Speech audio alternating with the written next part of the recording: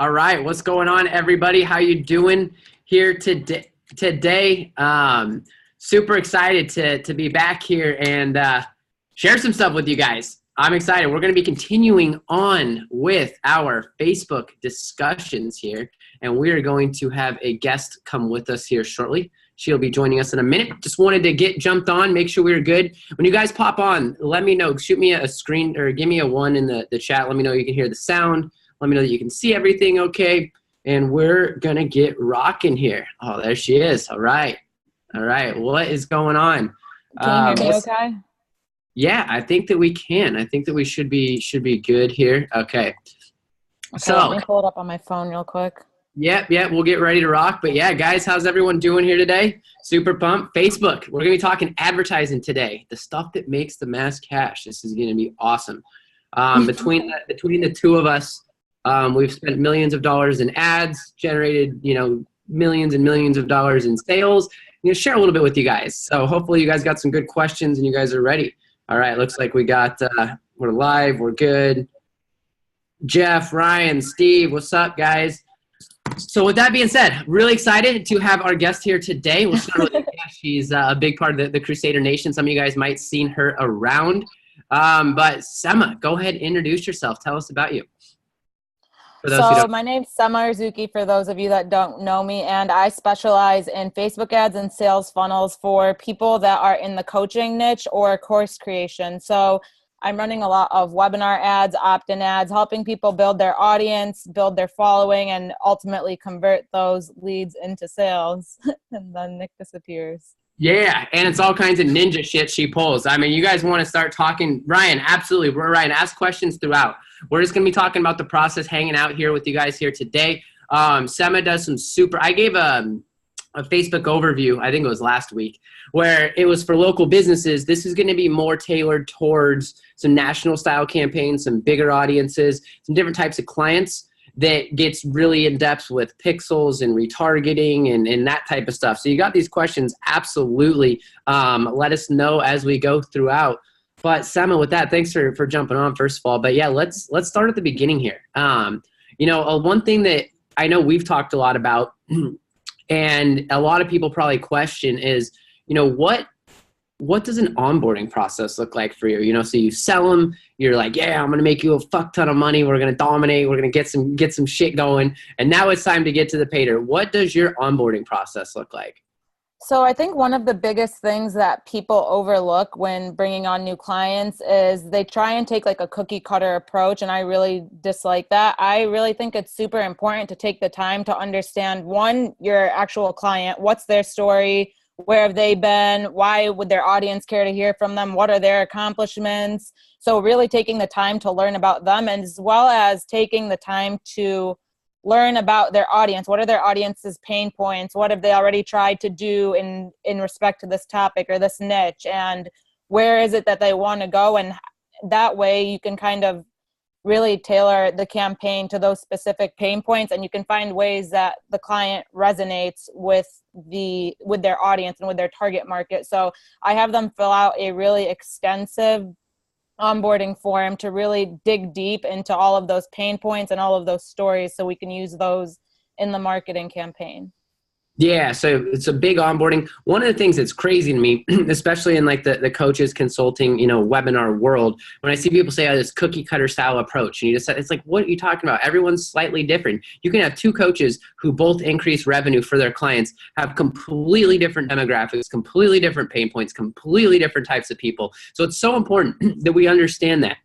Now, it's interesting. When I first got started in marketing, I thought the whole idea of like customer avatars and, all this crap was just garbage. Like, oh, I know what I should do and going. But it's amazing. The more I learn about it, the more we really need to be asking the market what's going to work. Because I'm sure you guys have seen this, before over and over again, but it's not about what you think or what you would market to. It's about what the market wants. So you've got to ask them. Right? You've got to ask them. So Sam, I know you have some strategies in regards to, getting that. So let's say the client comes to you and they're like, I don't know any of this stuff. I don't know what my pain points are. Well, then they've got a lot of, they've got some other work they need to do. But what kind of strategies do you help them with in order to gather some of this information in order to learn more about the market?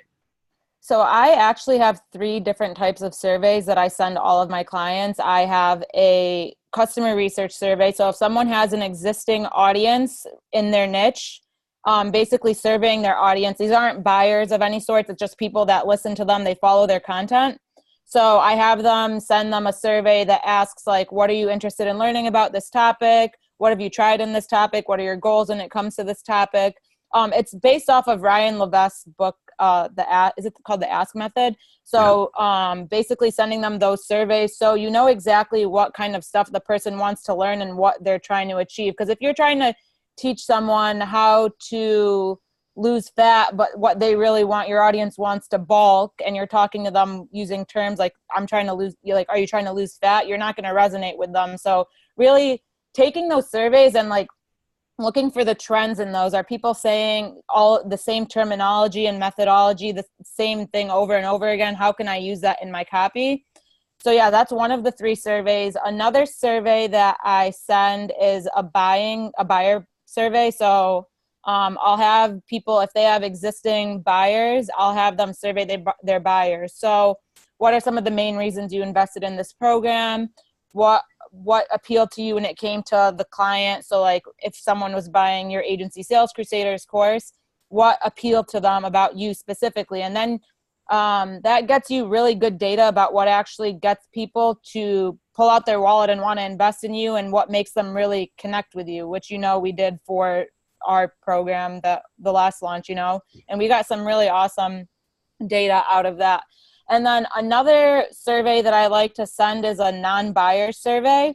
So that gets us data about objections that need to be overcome. Why didn't someone invest? Is it because the price was too high? Is it because they didn't believe in themselves? So really the whole time, like, and we try and do this like over and over again. Like, I'm not going to do this once and then never look at the data again. Like, all of these answers are going to craft my decisions with the marketing campaign, as well as my clients find this super helpful, because if they see the same thing come up over and over again, they're like, oh, that's a great topic for a live stream, or, oh, I can launch a YouTube video about that. So it serves multiple purposes, which is awesome.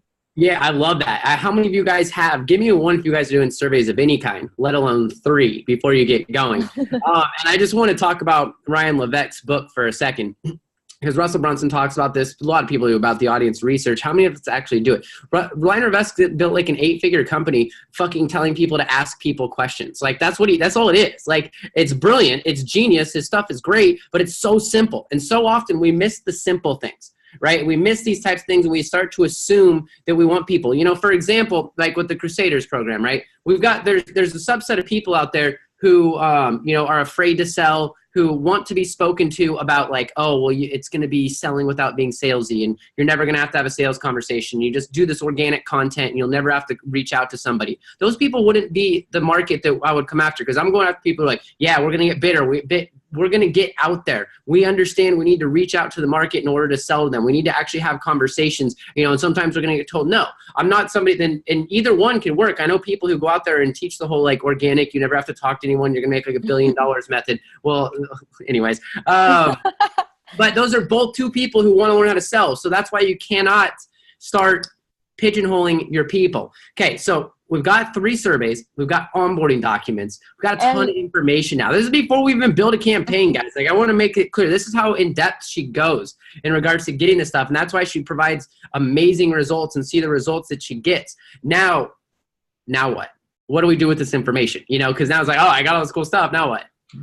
After that, I really like to dive into like the different customer avatars we can have. So I actually have a spreadsheet where I'll go and plug in. Okay, so say you have an agency course. Okay, you might have someone that doesn't have their first client yet, and they're looking to get their first client. You might have someone that they have 5 clients or so, but they're looking into how to scale or how to bring on their first person.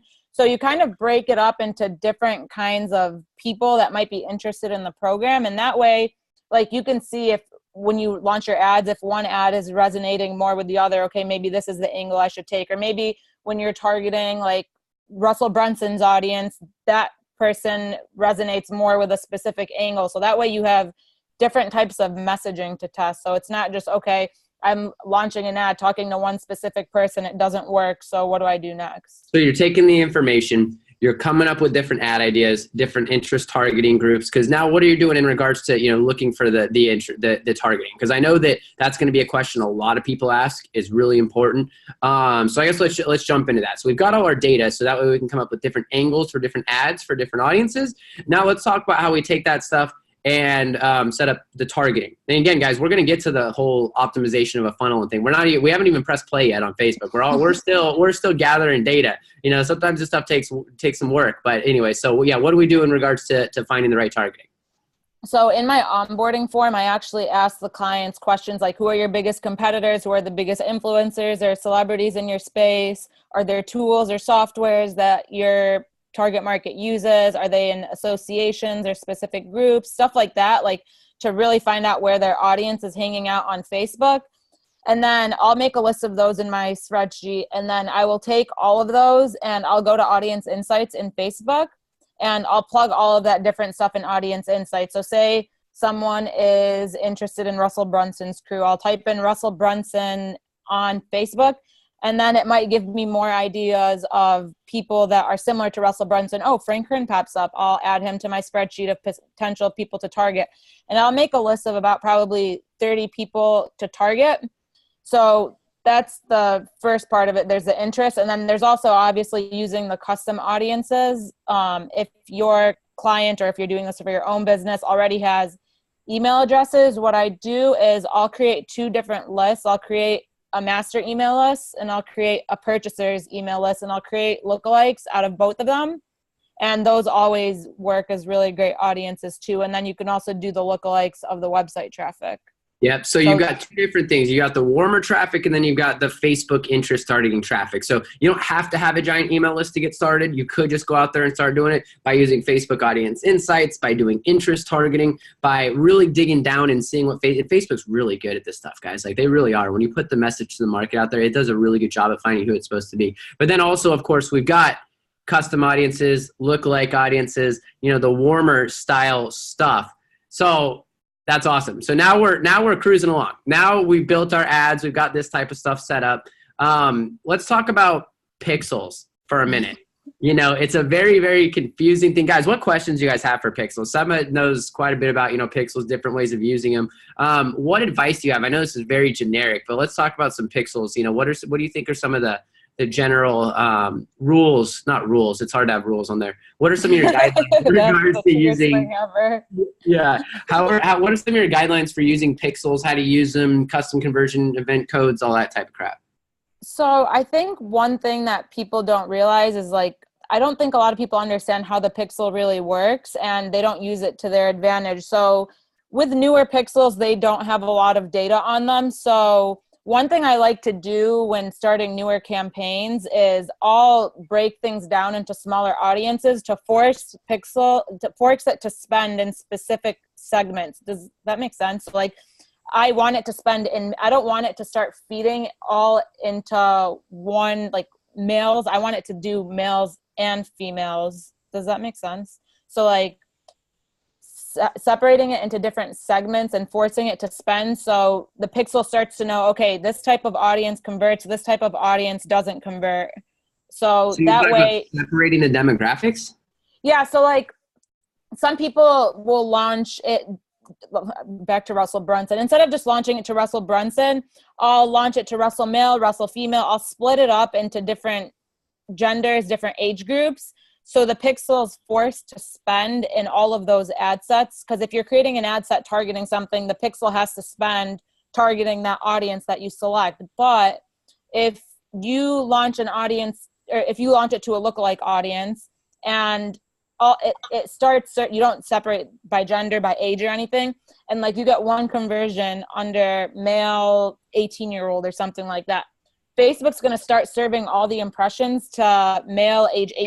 Gotcha. And it's not exactly. So I like separating stuff from the beginning so that it forces to spend into different segments, and you start learning, okay, these audiences aren't likely to convert. The pixel, you start seasoning the pixel. It really starts to know who resonates with your offer and your business.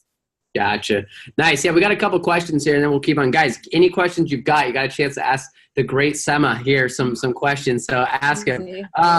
Ryan, my question to you, man, is yes, that can work for. So Ryan's asking about pay per lead. So this is I'll take this one, Sema.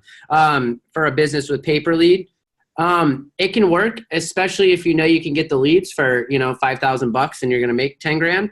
The only thing I get scared of with the pay per lead model, it depends on the rest of your agency setup. The pay per lead model can lead to a back and forth for fighting, arguing, them claiming that leads are bad, aren't good. So there can be some headaches there. However, it can be a great model and you can make a ton of money. So I don't think it's necessarily a bad thing as long as that cost per lead is, you're not projected to spend more than 50% on the leads, because expect them to, complain about some leads and this one didn't have an email address or this phone number was, to, the whatever, wasn't real, whatever it might be. So I would be careful of that, but the model can absolutely work. And there's there's businesses that are 8 figures out there that do strictly pay per lead. So 100% it can work. Just understand that there's some pitfalls for it, and it might be worth a test. At 15,000, if you can make a nice little return there, it might be worth testing in the market. And if you have an opportunity for 15,000 with a business in that space, and it works, most likely that industry is used to buying leads. So you can probably go out and get some other big clients like that as well. Brett, got a question here. What's your opinion on having this one's free? What's your opinion on having multiple clients in the same niche? So this is a local business on one ad account and using one pixel with numerous custom conversions. I wouldn't do it just because it's too risky. If your ad account gets shut down, you're screwed. Don't do it, bro. What you can do is Facebook actually allows you to share pixels. If everything's in the same business manager, you can share pixels. So yeah, and so have multiple ad accounts. You can share the pixels, but here's the thing on that, Brett. I'm pretty sure you're doing medical stuff. I don't know if I brought it up last week, but Facebook's about to crack down harder and harder on medical. It's going to get worse and worse in regards to the approvals. I don't know if some of you guys have noticed, but we've been warned by our rep. So I absolutely would separate those ad accounts so that you've got multiple things set up and you can protect yourself with clients, things like that, and then share the pixels if need be, strictly from that angle. I think that's definitely something to look at, because depending on what medical niches we're in, it's going to get tougher. Doesn't mean it can't be done. It can be done. You just have to be really careful about it. Nicholas, what do you find the best audience size for local business? Man, we like to do 70,000 plus. I'll drop it down to 40 or 50. 70,000 to 200 is typically where we like to be. If we're in like Southern California or New York or something, we try and like to limit it below 200K, but that's what we've seen. I don't have and I don't like splitting. So for the local business, remember, we're talking about 2 different things here. Sema's talking about going national and getting ready to scale and building these things out. So when she's talking about spreading out into 15 different interest categories, that's with the intention to scale a lot, right? When we're a local business, we can't. We need to keep the audience fresh. We need to keep it going after the same amount of people. So I like to keep them bunched up 70 to 200K. Alex, how much would you charge a mortgage broker management fee? Totally depends, man. How many leads do they want? How good are they? We've got a mortgage guy right now who's $5,000 with a $2,500 management fee. I know people who have done up to, and we could probably get up to 20K here soon if we can get some refi VA stuff going. But it really totally depends. I would do a minimum of $1,500 management fee, $2,000 management fee, plus, $500 to $1,000 in ad spend. Cool. Awesome, guys. Keep the questions coming. I love it. So, Sema, let's talk about, let's see here. So we've gone through pixels. We've gone through customer research. We've gone through looking at things. Now, what are your tactics for, starting campaigns and then scaling out? So as I kind of mentioned, I like having different ad angles. So I'll usually test out, it depends on the client's budget, but 2 to 4 variations of the copy. And when I'm doing this, I recently started, when I launched it to begin with, I only launch one variation I launch each copy variation once, and then I wait for it to get approved, and then I expand it to different audiences, because it's a real pain when you launch one ad and then you launch it to like 20 audiences, and then all of a sudden Facebook is like, that ad is disproved, and you have to go build everything out again. So I'll start them with an audience that I know is basically going to convert. And then depending on the client's budget, I start I like to start each ad set at like $10 a day and test at least like 10 audiences, because if you're testing 10 audiences, like you'll at least be able to get like a feel of, is this going to convert, you know, because otherwise if you're not testing a lot of different stuff, you don't really give yourself the chance to test whether the copy is good, the offer is good, all of that stuff. No, absolutely. A lot more testing goes on. And I'm going to say it again, guys, because I know we just had some people pop in, and often we talk about local businesses and local business agencies on here. This is for different type. This is for national campaigns. This is for, you know, the coaches, the course creators, the consultants out there, national style stuff, you know, more in the e-commerce realm, not local business. With local business, we don't want to have 10 audiences and 10 different ads. I just want to make that very clear. For the bigger stuff, the more complex stuff, absolutely. So what Sema's saying is awesome. And it's, you know, really, really good in order to see it. I've seen it work in unison. It's how we've been able to get inbound leads for our clients, for selling me, you know, doctors, you know, all day, every day for over the last year. We've done millions through it, because we're doing new audiences and I'm writing new ads. And we got new videos and all kinds of stuff. So that's awesome. Yeah. And times like probably the minimum audiences I'd like to start with around like 20 or so, just because, like I said, like there's a lot of different variants on Facebook. One audience might not convert, another one might convert. So that really gives you like a fair shot at a good test. Yeah. All right. So now I think what everyone really wants to know, Sema, how long have you been doing this? How'd you get into this world? Let's take it back. You know, we just went strategy. We didn't even go into like, Sema, what is she doing here? You know, how long you've been around? How'd you get here? And then, yeah, we'll have some final questions in regards to strategy and things like that. But so I actually first got started in business doing Instagram related stuff. So I had a friend approach me, and she was doing pretty well on Instagram. She had a couple pages she was growing, and she wanted help with that. So my first money in entrepreneurship was selling Instagram shout outs. So people would pay us $500 to $200 to be featured on these pages. They were like 100 to 200,000 followers on the pages. So we wanted to take that idea and form it into like a business. So it was a fitness brand. So I started looking into webinars and webinar traffic, and long story short, that business didn't end up working out. The partnership kind of failed, but, I was really, really into the idea of marketing, and I had read Russell Brunson's book, .com Secrets. And my mind was just like, whoa, like this is crazy. Like this sounds like it should be illegal. I think it did it to everybody. That was the greatest. I learned more in that book than I did in 7 years of college. No joke. Like that book I feel like I can do anything. Russell's changing the world. So sorry, I keep going. That book was incredible. Yeah. After that, I bought a couple different Facebook ad courses. Yeah, those really helped out a lot. And then a lot of my success has probably come from going to a lot of events too, networking and getting my name out there, meeting a lot of people, and leading with value first, and not going to events with the intention of like trying to pitch someone, but people will be like, oh, you run Facebook ads? I need Facebook ads. Everyone wants Facebook ads, and everyone's so scared to like go out there and sell Facebook ads. But really, like Facebook ads are such like a hot thing right now. Everyone wants them, you know? Yeah. Well, they want people to do them good too. That's the thing. You can really separate yourself. So I'm actually glad you brought that up about them being a hot thing. It's there's, 27 people on here on my phone sharing. I would like to know, give me a one down below if you feel as if this is oversaturated working, whether you're selling to local businesses, whether you're selling Facebook ads. I would love to know, because I got something for you guys. I'm going to share with you guys a concept that one of my mentors, Sam Ovens, was talking about the other day, who's a genius, by the way. I got mad. That guy's just an evil scientist. He's unbelievable. It's a game. Because he's just he's psychotic. He's freaking insane. He's absolutely fucking nuts. But he shared something that I was like, damn, that's smart. Somebody was asking if, because I talk about how oversaturation is there's no such thing and competition doesn't exist, and whether you want to go where there's competition and all that type of stuff. But he put it in a way that was awesome. So I believe this, but I want to share it with you guys because I think it could be helpful, especially for those of you, especially if you're just getting started out. You think that there's like, oh, there's nobody out there. Everyone's already doing this. This is blah, blah. Because first of all, that's a psychological term called confirmation bias. So we see what is around us. It's kind of like, oh, I'm going to buy a Honda, and all of a sudden you see Hondas everywhere. But here's the concept. If there is a if there's a need in the market, if there's a pain point in the marketplace, right? AKA people need Facebook ads, AKA they need new customers, AKA they need it. It's absolutely necessary. It's a huge pain point right now, and it's only getting bigger.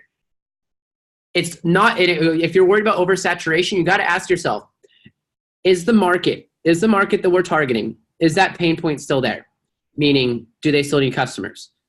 Then if it is, which it is, then it doesn't matter how many other people are. That means that other people aren't offering good solutions, because if there was a good solution out there, the market wouldn't exist with the pain. So I'm hoping to explain that properly, because it just, the pain, like it should shatter you. It's like, wow. So that means there's still a huge opportunity. There's still a massive opportunity. The biggest one really, I feel like in the world to make money is to, go get business customers for local businesses, but circling it back around to Facebook ads in general and webinars and learning all this stuff. It's a brand new market. There's so much opportunity out there, and the pain still exists. There's people who still need them. So who cares if there's other people offering the services? It doesn't matter. They haven't offered a great solution yet. So that gives us an opportunity for us to come in, provide a better service, a better solution, and really start working with good people.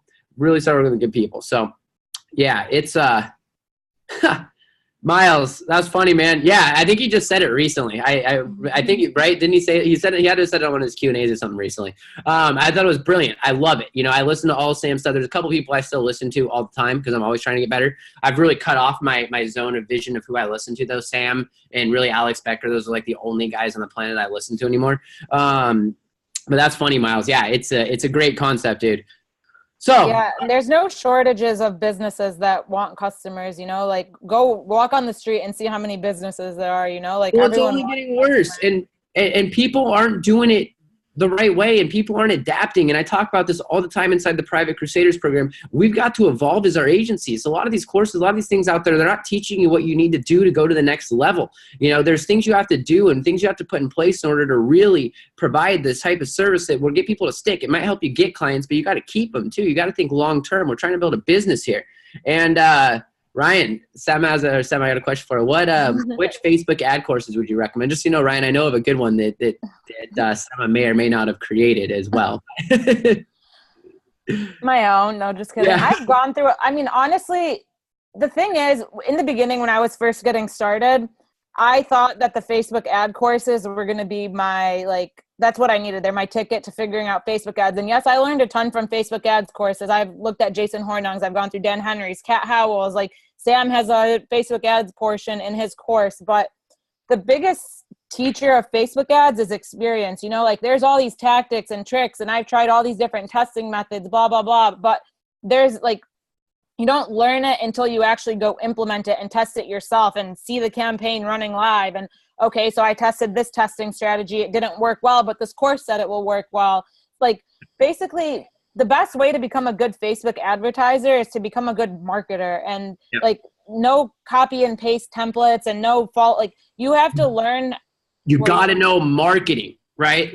People, and you got to know sales. I'm going to circle us back to my love because it's the truth. You got to know sales, because the new Facebook ad trick, it's not going to save you. What will save you is a good message to the right market at the right time, and with a good opt-in, a good opt-in funnel or a good sales video. That will save you. What will save you is not using a 4% lookalike audience versus a 3% lookalike audience. Scaled out at $12 a daily budget over a lifetime spend with a 7-day click conversion. Those little things can make a difference, but Sema really nailed it. Learning how to become a good marketer, which I think a lot of people overlook, especially the people who are looking for, I just need a plug and play funnel. It's bro, that shit's not going to work in 3 months. You're going out of business. You got to think long term here, homie. We'll give you need frameworks. You need frameworks to follow. But at the end of the day, the only way you're going to get better is if you go out there, you take action, and you learn. And that's it. I don't think I've ever really gone through a quote unquote Facebook ads course. I've been through tons of sales stuff. Don't get me wrong, but it's all mine. Well, I went through yours. It was awesome. No, but it's I went through. So it's all been learned by tried and true. And we spent a couple $1 million on Facebook in the last few years. So guess what? I've learned a lot, and we know how to do some stuff. And it really does come down to that. Learn marketing, learn advertising, learn copywriting, learn to understand your market, understand that you're not selling to you. I was just having a conversation with a client the other day, and they were talking about, man, I would never do that. I would never fall for that. We were talking about an email closeout sequence for a webinar that was helping them do a webinar. And I was like, man, you got to realize we're not selling to you, dude. Like we're selling to the masses. Like, and if you look at the masses, all you have to do is look at the news or look at social media to understand that people aren't fucking thinking, like they're retarded. So we got to play to that. We have to understand our market and what they're looking for. So and it's then really, one thing I want to add on top of that is there's a lot of different ways to get to the same end result, whether it's, okay, this person tests their ads this way, this person likes to use this kind of funnel. Like, I have clients that use opt-in funnels, challenge funnels, webinar funnels. There's so many different ways to get to the same end result. So that's why having the understanding of, okay, this is why we're running this opt-in, and this is why we're running this webinar, and this is why we're teaching this on the webinar, and just kind of understanding the psychological shifts you have to get someone to go through to make the decision. It's all sales at every step of the way. Yeah, your targeting can't be like retarded, right? But like it's sales. That's going to save you a lot more than the biggest trick in the world will. And Sema just made a great point, because there is no rule book on this stuff. I talk with people who spend millions a month, whatever. We spend a couple $100,000 a month or whatever it is we spend, and we all do things differently. I know people who turn off their ads. I think Tim Bird, who's a legend. I've heard nothing but great things, and I've got nothing but great things to say. I don't know him, but like he'll turn off his ads at 11:59 p.m. and then restart them again at 12:03 a.m. every day. Like, I mean, wacky stuff that goes completely against what so at the end of the day, if you want to become a better Facebook advertiser, become a better marketer, right? There is things that you need to know, like run conversion ads, traffic, and what each of the different campaigns is for and stuff like that. But like, get better at marketing. Get better at marketing. That's really the key. And by that, I mean, get better at sales, because all marketing is really just selling through written form. That's I always say it's a little bit different, but it's basically the same idea. You just got to sell them at every step of the way. And then in regards to what you were saying about Tim Bird, like random little techniques.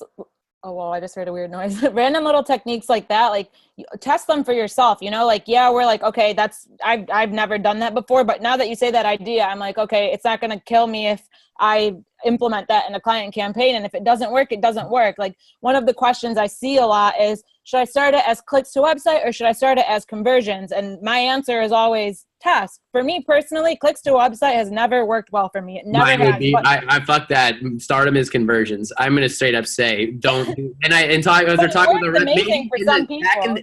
A year or 2 years ago, starting as click to websites might have been the way to go. But, even after talking with our reps, I'm going to highly recommend everyone starting conversions. But again, you got to test at the end of the day. Conversions are where it's at. That's where they want it to be.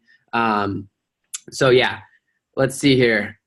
Well, yeah, I love that talk. I think that stuff's really important for people to hear and learn, because often we're looking for and Ryan, that doesn't mean you shouldn't be trying to expand your knowledge and all that type of stuff at all. Like, I'm going through courses right now. I'm always going through trainings and masterminds and all this stuff, looking for things.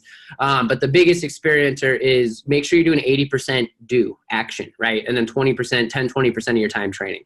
It's really, really important. And that's how you get better. It's the same thing with sales. As soon as you have a framework, you have a model to follow, then you got to just go out there and get better at that model. As long as you know that the model works and you've seen other people make the model work, and it's not some, random gibberish that was just put together by someone who's never actually sold anything, So yeah, that's all the courses are pretty good, but the biggest thing is implementing what you learn at any of the courses. Taking action, 100%. So guys, what other questions do we have here in regards to Facebook ads, Sema's, fitness rich days selling shout outs, Hawaii, anything like that? We wanted to drop in. Sema, just so you guys know, is partner here in the group here. So definitely wanting to bring her on more, extract some of her knowledge. Super excited to have her on here and sharing stuff. We'll probably have her get you guys a presentation ready for next time too. Get really excited, do a big PowerPoint or something. Cool. If there's not a ton more questions, guys, this will be a shorter one here today. Stay tuned. We've got really exciting stuff coming up next week. Real exciting. I'm pumped. Make sure you guys are checking things out in the group. We're going to be back next week. John, good question. Just started, man. Had the first call today, bro. I will keep everyone posted inside the private group on what we're looking at there and how that goes, my man. I will definitely keep you posted. But just had our first sales call this morning that I actually got back on and was selling with. So I'll keep you posted on that. But yeah, stay tuned, guys. Next week we got big news. I'm going to be coming up with a mindset training for you guys as well. I'm going to be sharing some stuff that's really helped me. I mean, because this is a battle. It's a war out there when you're in this entrepreneurship stuff, and it's really up and down, and it's tough. And I was having a one-on-one call with a guy or later last week. His confidence shot, lost a lot of stuff. I mean, stuff happens, and it's hard. So I want to share with you guys some cool strategies and tips, not woo-woo stuff. I'm talking straight up strategies that you can use that can help you, stay more positive, get woke, get pumped up all the time, and stay jacked. Like, I'm pretty much always wired and ready to go, much to, everyone around me loves it, but ready to rock and roll. So with that being said, guys, stay tuned next week. Sema, so thank you so much for jumping on with us. It's been awesome. We're going to have to bring you back. Thanks for having me. Yeah. All right, guys, we will see you guys soon, and we'll be in there. Hope everyone has a wonderful weekend. Bye.